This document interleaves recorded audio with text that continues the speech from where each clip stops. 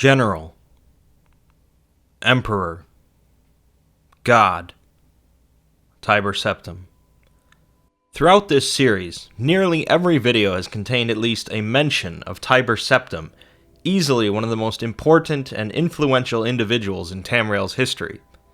A general turned emperor turned deity, Tiber had an extremely eventful life and became the foremost hero of mankind.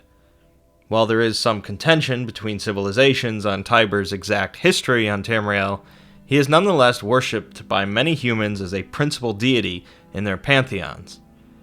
This video will go over Tiber's early life, his conquests, and his ascension to godhood. Depending on the source, Tiber Septim has two commonly accepted histories for his birth and youth. According to Imperial texts, Tiber was born on the island continent of Atmora, to the north of Tamriel, with the birth name of Talos, meaning storm crown.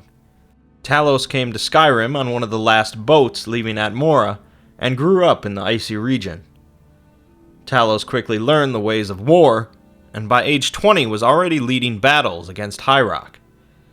Talos began operating under the service of a petty king in Cyrodiil, and began gaining renown as a great general.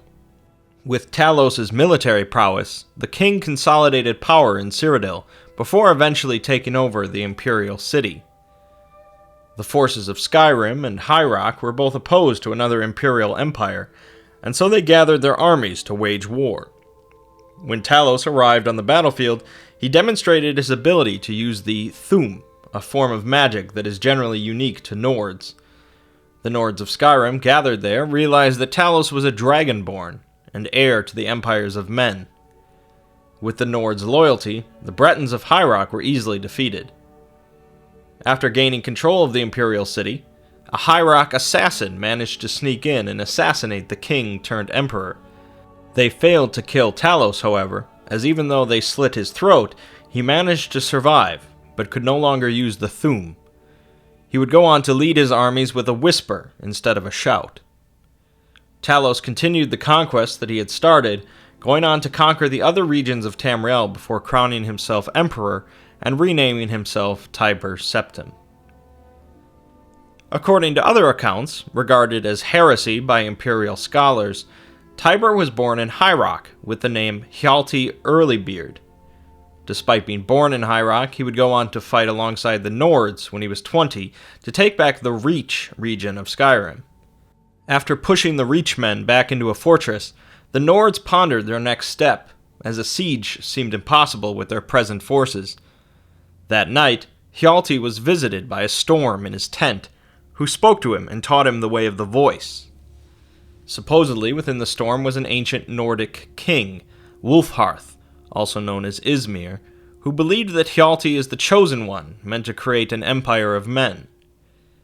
The next day, Hjalti goes to the gates of the fortress with a storm cloud following over him, and shouts the walls to pieces. The Nords win the battle, and proclaim Hjalti to be Talos, again meaning storm crown. With Talos as his mighty general, the petty king of Cyrodiil was easily able to conquer Cyrodiil and the Imperial city. Before he could be crowned emperor, however, Talos murdered him and blamed it on the Bretons in Hierarch. Talos is now crowned emperor of all Cyrodiil, and takes on the name of Tiber Septim. The story of Tiber's own throat being cut was spread as a lie in order to hide his involvement.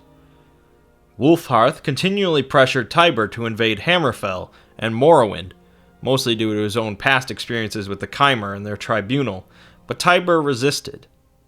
Wulfharth left Tiber in disgust, and Hammerfell and Morrowind were ultimately brought into the Empire through peaceful negotiations rather than warfare.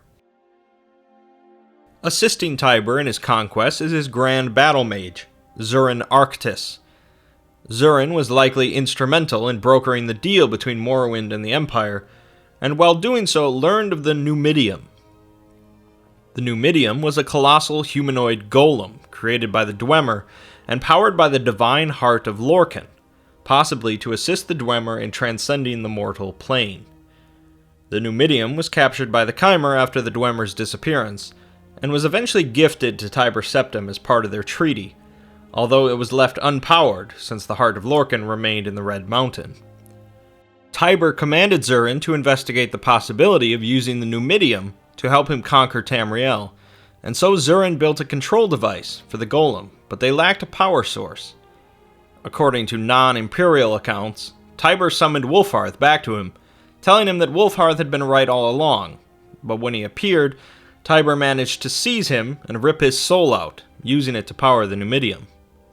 During the scuffle, Zurin was also killed, and Tiber blames the entire event on Zurin, claiming he made an attempt on his life. According to other accounts, Zurin used part of his own life force to power the Numidium. Tiber uses the Numidium to easily conquer the remaining lands of Tamriel, ushering in a new empire of mankind. Somehow, Zurin's spirit remains active on Tamriel, eventually going after the Numidium to take control of it, but in the end, both are destroyed in their battle. Regardless of exactly which account of Tiber's life is true, or whether he was a Breton or a Nord, Tiber ruled the Empire of Cyrodiil for nearly 4 decades before dying. Leadership of the Empire passed on to Tiber's grandson, Pelagius, although it's unclear who exactly Pelagius' parents were or who his grandmother was.